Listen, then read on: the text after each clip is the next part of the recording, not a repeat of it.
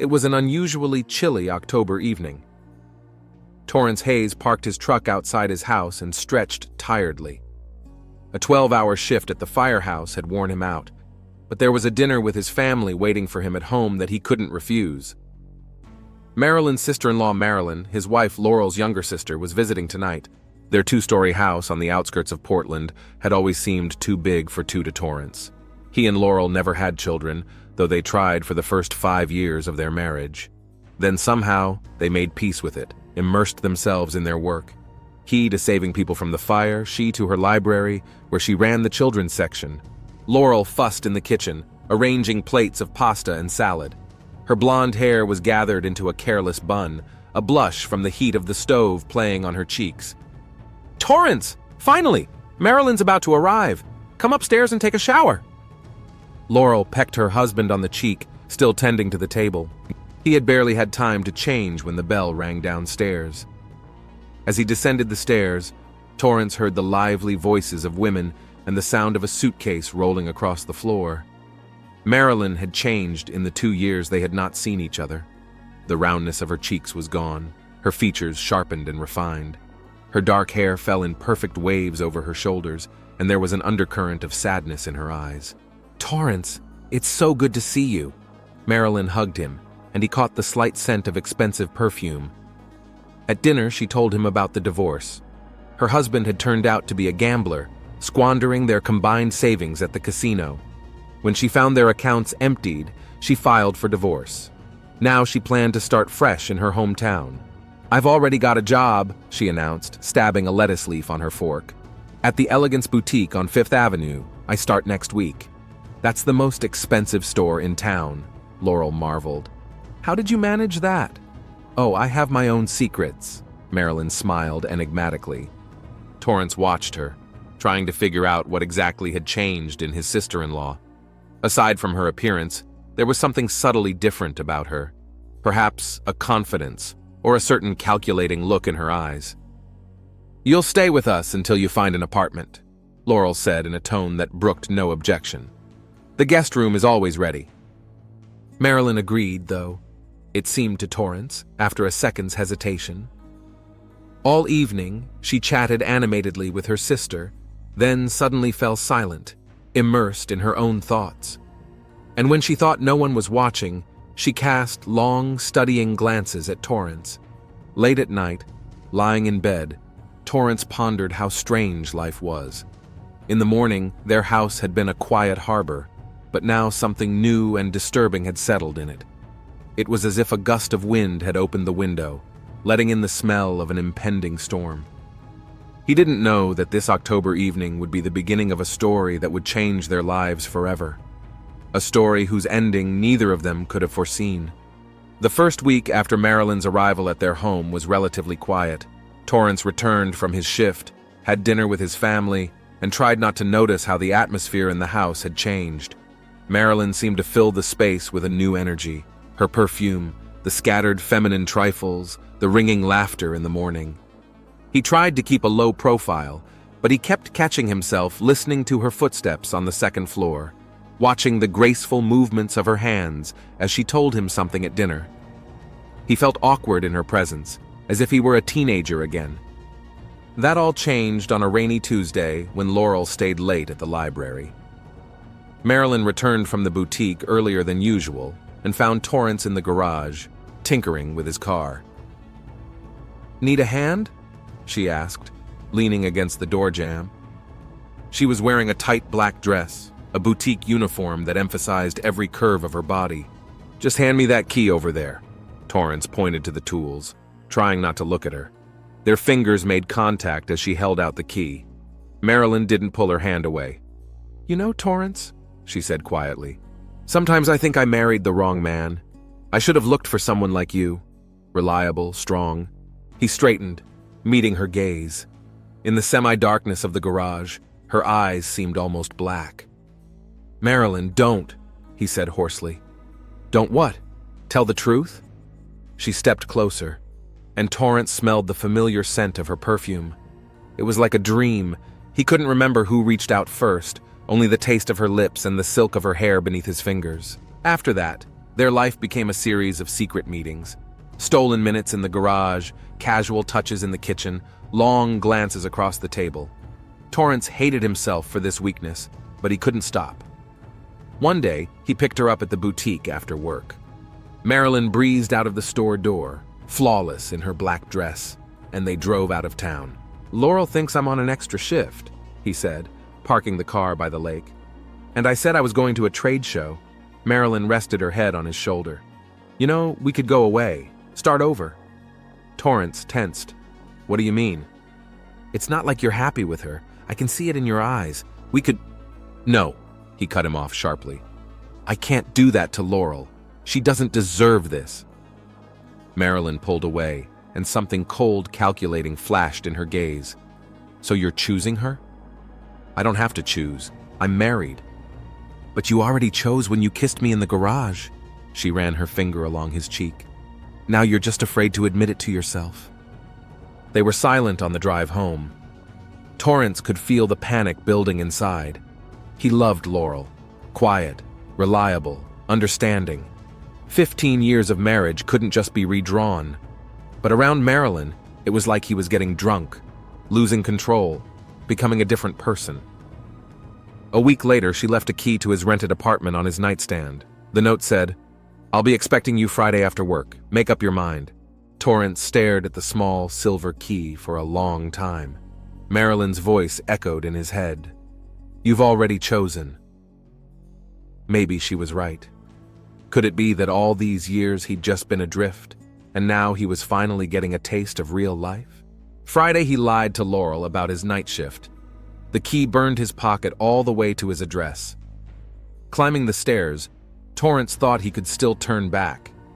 But when Marilyn opened the door, he realized there was no turning back. That night, lying awake in someone else's bed, he noticed for the first time how Marilyn checked his phone when she thought he was asleep, and something cold pricked his heart, like a premonition of trouble. Laurel had always prided herself on her powers of observation. Working in the library had taught her to notice the smallest details: missing books, changes in the behavior of regular readers, unnoticeable signs to others. The first alarm bell was Torrance's shirts. He used to toss them carelessly into the laundry basket. Now he hung them neatly in the bathroom. Then came the new cologne.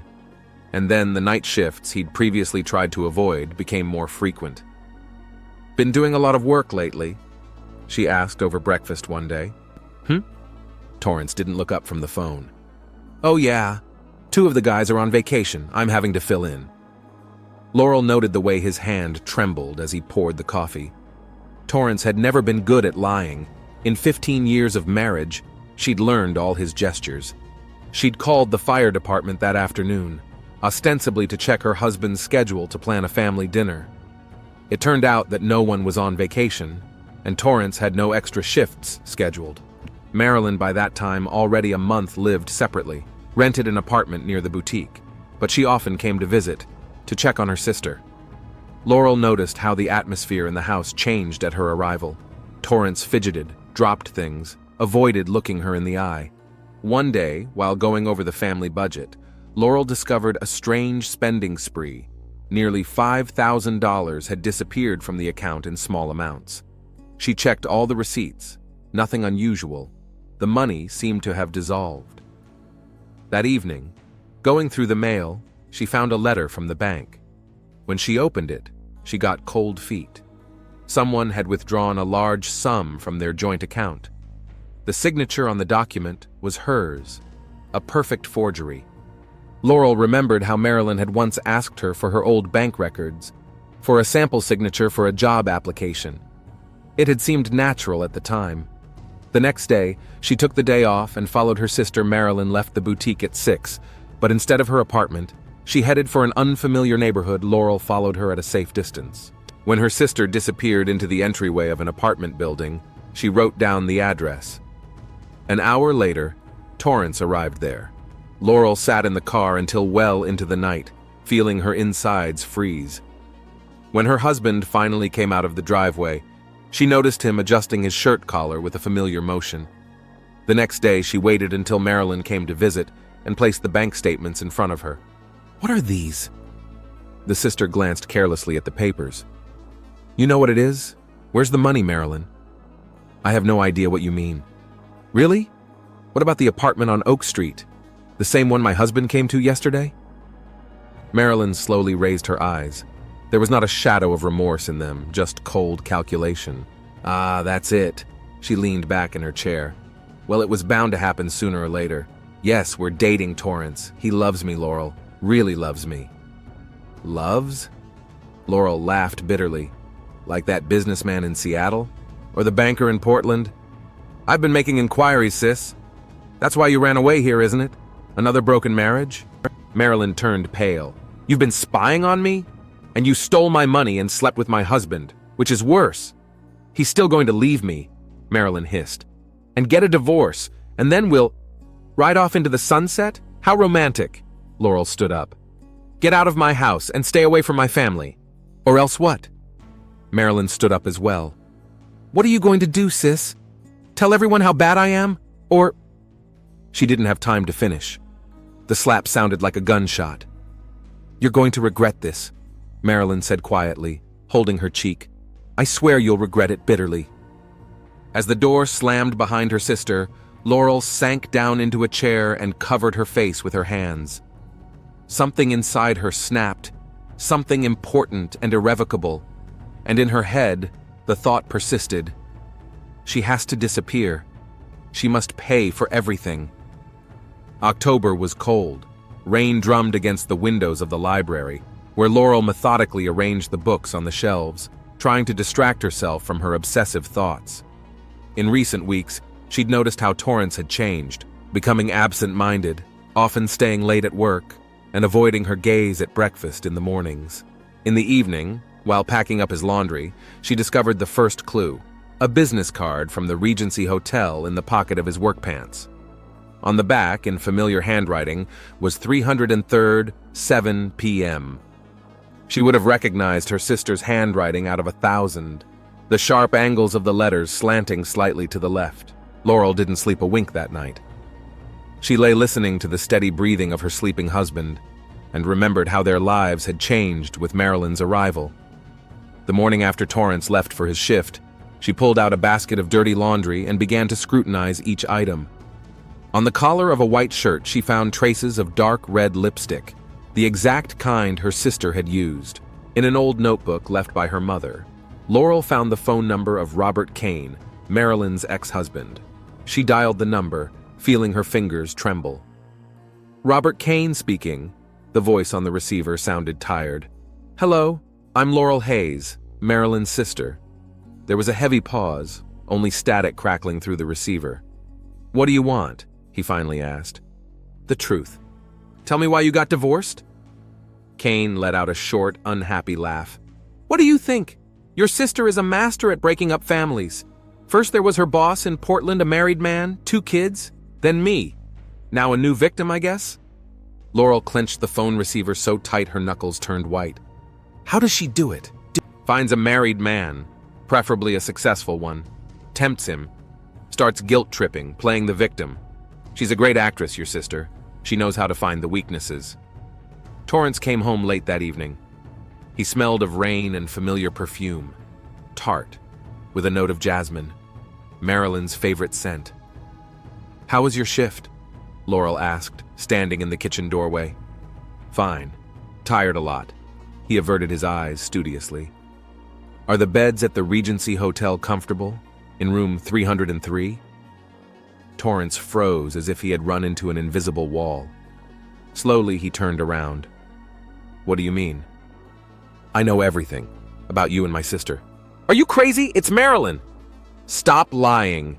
Her voice trailed off as she tossed him a business card. I spoke to her ex-husband. You're not the first in her collection. This is kind of crazy. He shook his head. You're imagining things for yourself. But there was fear in his eyes, the kind of fear that comes from being caught in a lie.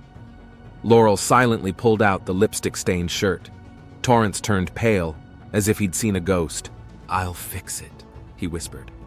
I swear, it doesn't mean anything.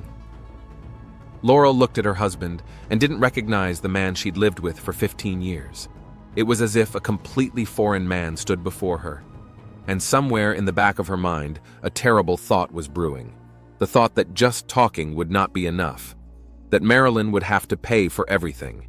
And the price would have to be very high. The rain drummed outside the window, and in its monotonous noise, Laurel could hear her own heart beating, counting down the minutes until she would make her final decision. November came with cold winds and morning fogs, and Torrance almost stopped sleeping at home. Citing his firehouse duty, Laurel didn't argue. She silently packed his things, did his laundry, cooked his meals. From the outside, it would seem that nothing had changed. Only in the eyes frozen something new, frightening. On Wednesday, November 17th, Marilyn didn't show up for work at the boutique. Her cell phone was disconnected. No one at the rental apartment answered the phone.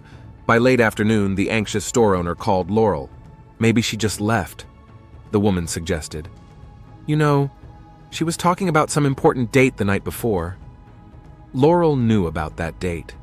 Torrance hadn't spent the night at home on Tuesday either. By Friday, everyone was worried. Torrance was shuttling between work and the police station where he'd filed a missing persons report. His face was gaunt, dark circles under his eyes. Laurel watched him in silence. Sunday morning, the police called. In Forest Hills Park, in a ravine behind the tennis courts, a passerby with a dog had found the body of a young woman. The identification was conducted by the Torrens. Laurel couldn't bring herself to go. When her husband returned, he was shaking. "It's her," was all he could squeeze out before he threw up in the bathroom. The detectives arrived an hour later. The older man introduced himself as Reed Culvert, a tall man of about 45 with attentive gray eyes.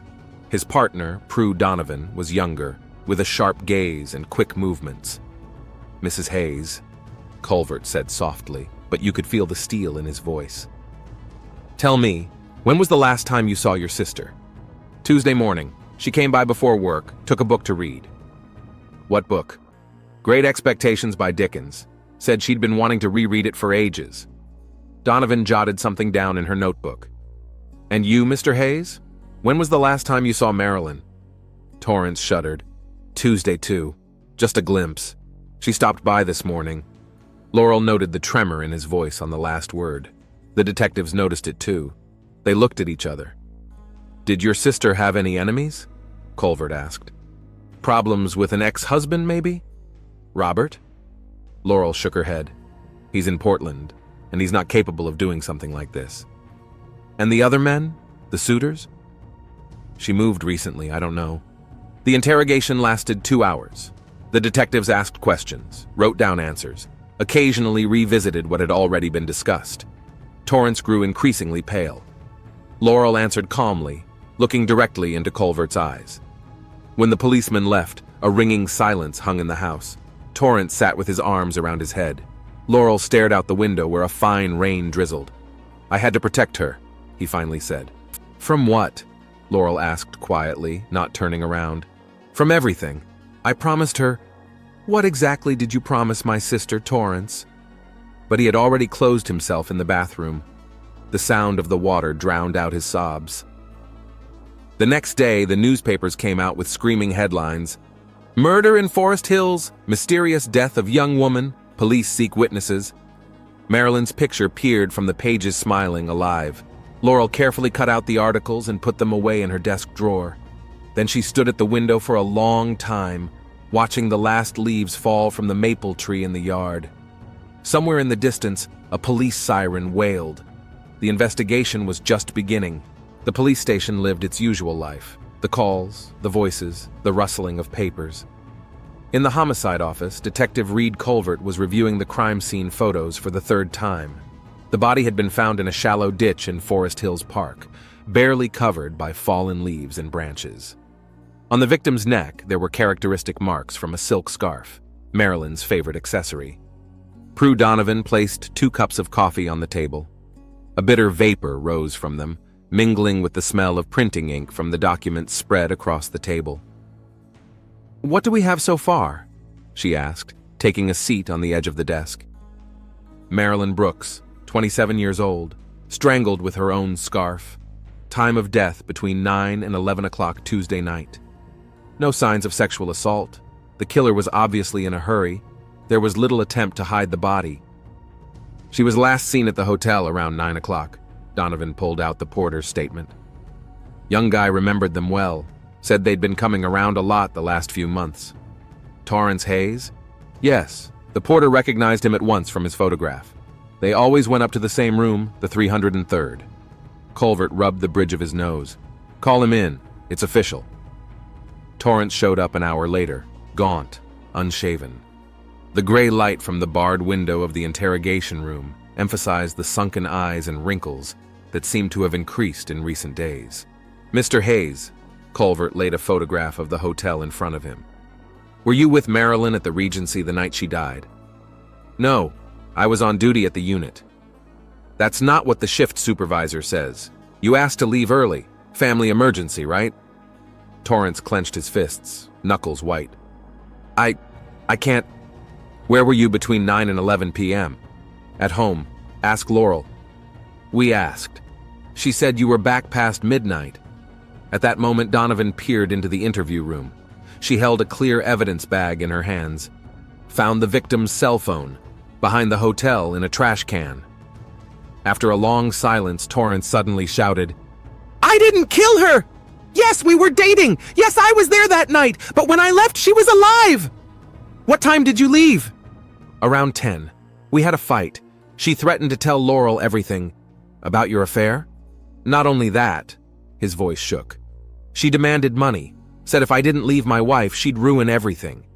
That evening, when most of the staff had dispersed, Colvert and Donovan studied the data from the victim's cell phone. The last message was sent to Torrance. Either you leave her or I'll tell you everything. You have an hour to decide. Boss, Donovan placed a new printout on the table. The intersection camera picked up Laurel Hayes' car at 9:45. She was driving toward the park. And where was she supposed to be at that time? At the library. Late shift. Check it out.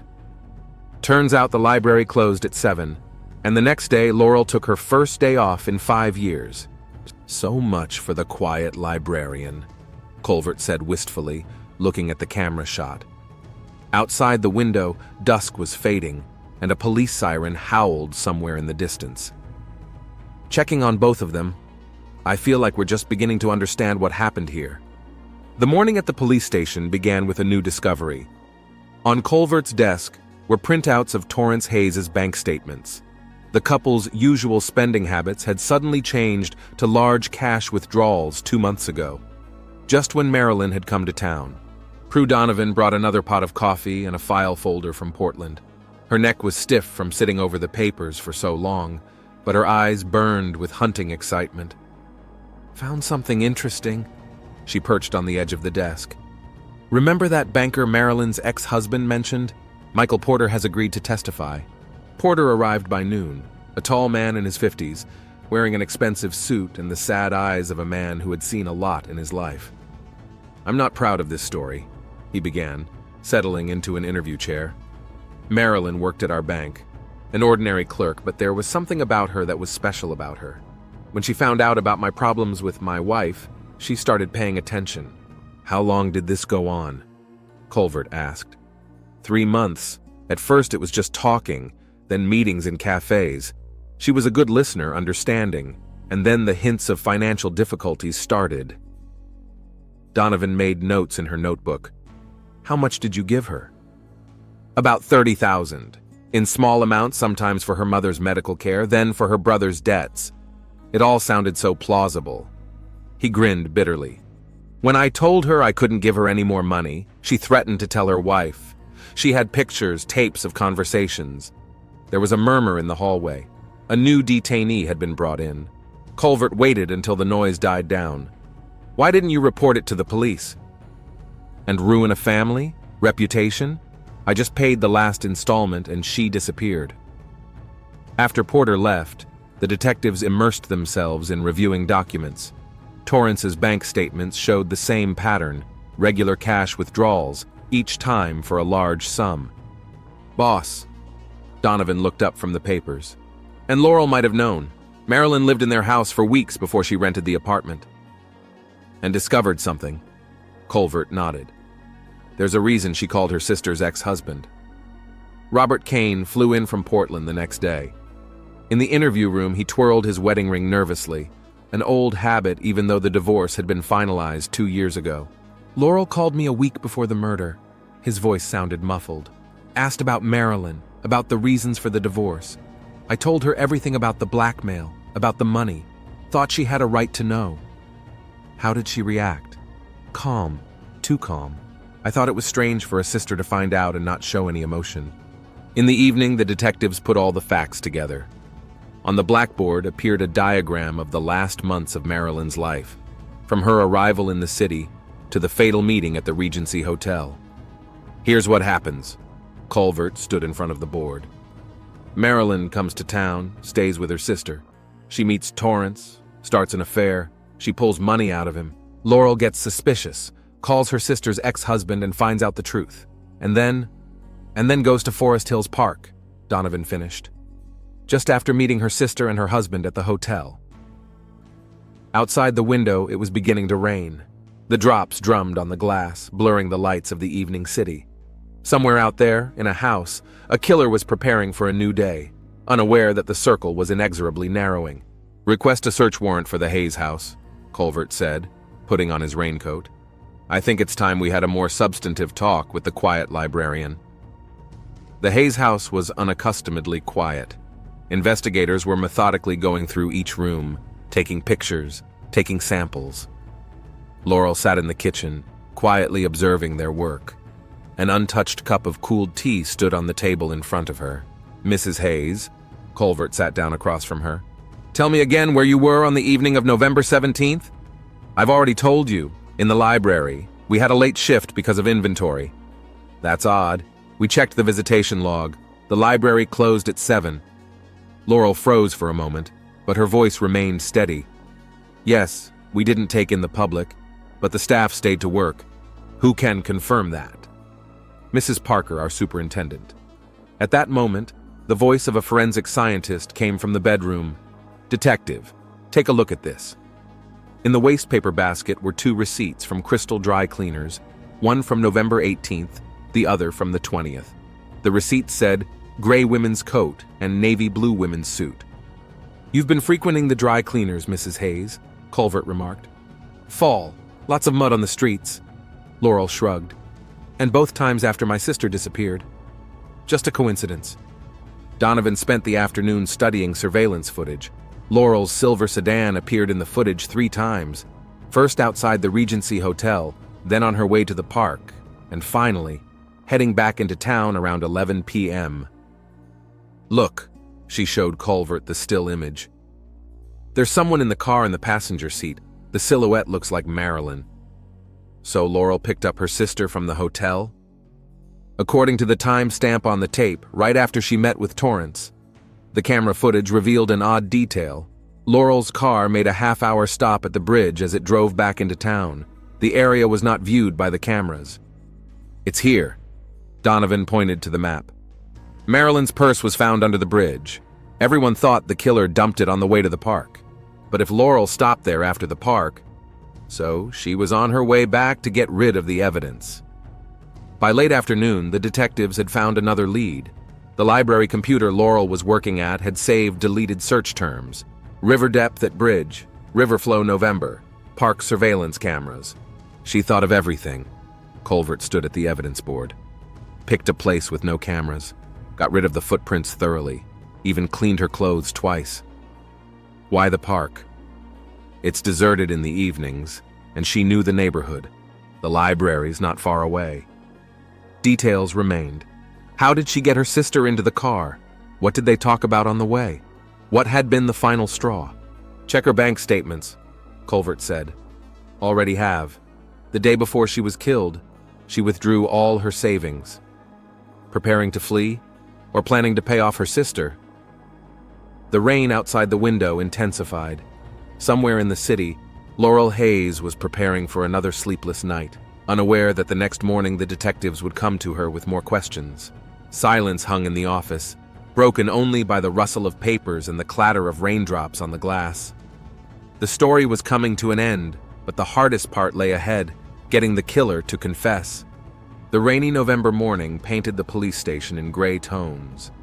Laurel Hayes sat in the interview room with her hands folded in her lap, calm, collected, as if she'd come to a regular library board meeting.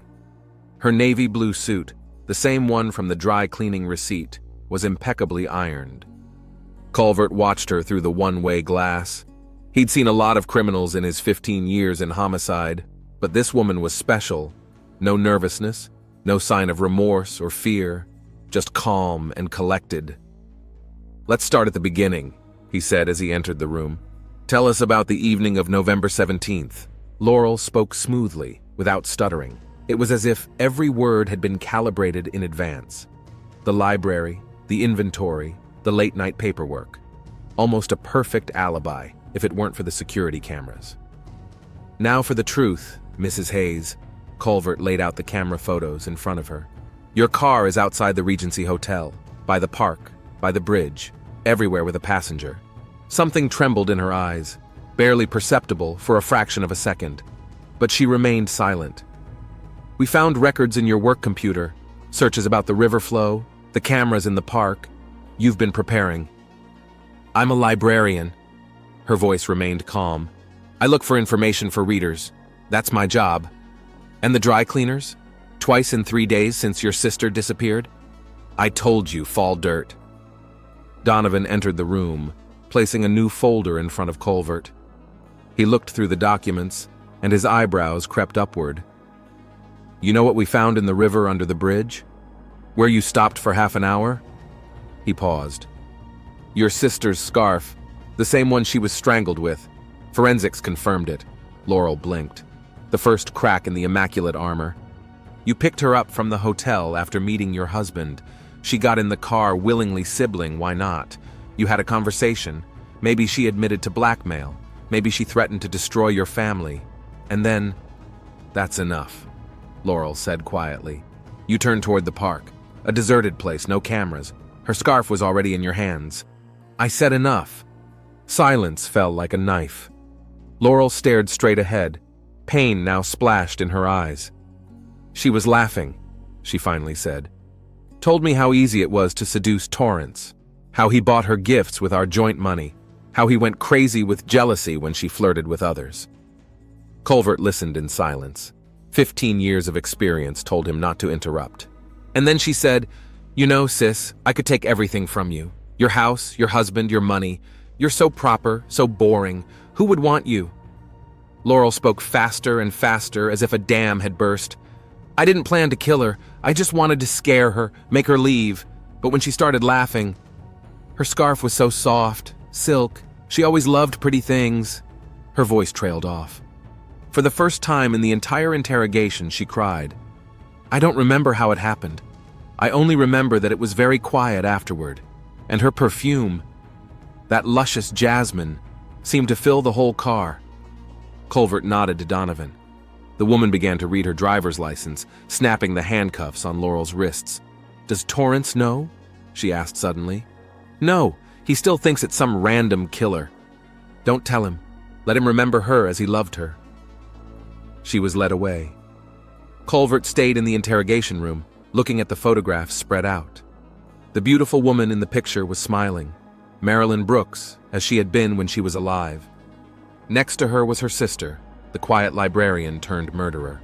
Outside the window, the rain continued to fall, washing away the last traces of fall. Somewhere in a holding cell, Laurel Hayes was preparing for her first night behind bars, and in the detective's office, a case marked closed was already on the desk. The only thing left to do was to tell Torrance that the killer of his mistress had been found, and that it was his own wife. The Multnomah County Courthouse met the February morning with majestic silence. The only people gathered in the courtroom were those directly involved in the case: detectives, attorneys, a few reporters from local newspapers, and Torrance Hayes, who had aged about 10 years over the months. When Laurel was brought in, he didn't even look up. They hadn't seen each other since her arrest. She'd refused to see him, and he hadn't insisted. Her dark, gray prison dress made her look like a shadow of the woman she'd been just 3 months ago. The prosecutor spoke for over an hour. His words echoed off the high ceilings: premeditated murder, careful planning, attempting to conceal evidence. Photographs flashed on the screen, tire tracks in the park, surveillance footage, dry cleaning receipts. The defense was built on an emotional breakdown. Laurel's lawyer painted a picture of a prosperous family destroyed by a conniving seductress sister. He talked about blackmail, mental anguish, momentary lapses of judgment. When Laurel was given the last word, silence hung in the hall. "I loved my sister," she began quietly but firmly. "Loved her in spite of all her faults. When she came to live with us, I thought, here's a chance to make things right, to be a real family." She paused, swallowed. But Marilyn didn't know how to live any other way. Everyone was just a piece of the game to her. I tried to talk to her, asked her to stop, and she laughed. She'd say you were just jealous because I was living life to the fullest and you were hiding among the books. Torrance finally looked up, their gazes meeting. "I wasn't looking for excuses then, and I'm not looking for any now. I killed my sister, but not out of jealousy or envy. I did it because I realized she would never stop. Today, she destroyed my family. Tomorrow, she would find a new victim. It was a vicious cycle." The jury deliberated briefly. Guilty as charged, 25 years without parole. As the verdict was read, Laurel stared straight ahead. Only the fingers clutching the edge of the table turned white with tension. After the hearing, Torrance found Detective Colvert in the court corridor. "You knew from the beginning?" he asked. "Suspected it, but the evidence didn't come out right away." "I should have realized. All that dry cleaning, her silence in the evenings. Don't blame yourself. She was good at hiding it. You know." Torrance ran a hand through his graying hair. "I really did love Marilyn, didn't I? Or thought I did. And now I don't know what of what she said and did was real?" Colvert remained silent. He'd seen many ruined lives in his long career, but this story was special. There was no right or wrong here, just people broken by their own decisions. After a month, Torrance sold the house and left town. Word was he'd transferred to a fire department somewhere on the coast. Laurel worked in the prison library. The inmates respectfully called her Miss Hayes and often asked her for book recommendations. And Detective Colvert would sometimes pull out of his desk drawer a picture of 3 smiling people, Torrance, Laurel, and Marilyn at a family dinner, the week before the tragedy. They looked so happy. None of them knew that in a few days their lives would shatter into splinters. In case number 47375, the last entry appeared. Closed. Offender convicted. But for everyone involved in this story, the real punishment was not the prison term. It was in the memory of what could have been, but never would be. Outside the courthouse windows, wet February snow was falling, turning the city into a blurry watercolor. Somewhere in a jail cell, Laurel Hayes was opening a book, preparing for another sleepless night. And on the coast, Torrance stared out at the raging ocean, trying to drown out the voices of the past with the noise of the waves. Sometimes the worst crimes are committed not out of hate, but out of love. And the worst punishment is to live with the consequences.